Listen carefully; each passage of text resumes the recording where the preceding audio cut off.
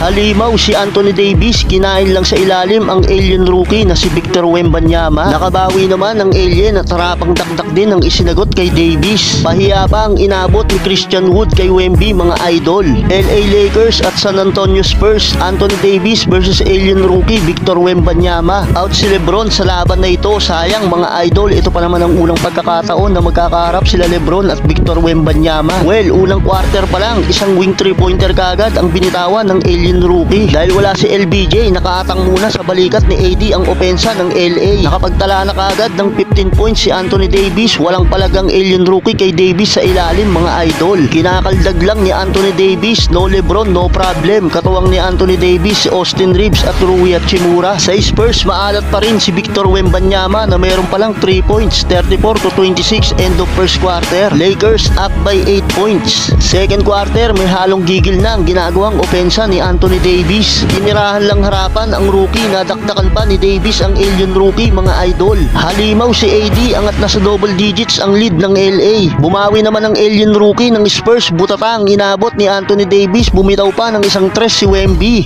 Nabawian din ang harapang dunk ng alien si Davis, mga idol. Blanca pa ang inabot ni Wood kay Victor at gandang monster alley-oop dunk para sa alien. Nakasagot ng riding layup si Davis at iisa pa sana si AD, kaya lang butata ang inabot niya kay Wemby. 63-50 end of second quarter. Meron ng 3 blocks si Wemby na may 12 points at may 5 rebounds na rin ang alien. May 24 points naman si Anthony Davis. Third quarter, kontrolado pa rin ng Lakers ang laban. Bahagyang lumabig ang opensa ni Anthony Davis sa quarter na ito. Pero buti na lang, step up ang mga role player ng LA. Kabilang na dito sila Hachimura, Prince at Reeves. Umambag pa ng 10 points si Cam Reddish, mga idol. Kaya napanatili nila ang double digits na kalamangan, 92-74 end of third quarter.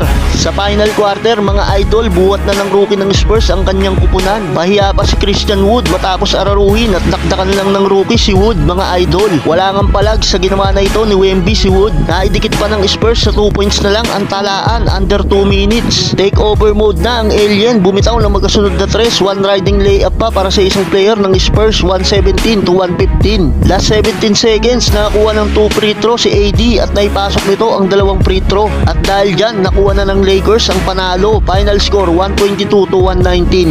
Anthony Davis 37 points, 1 assist, 10 rebounds.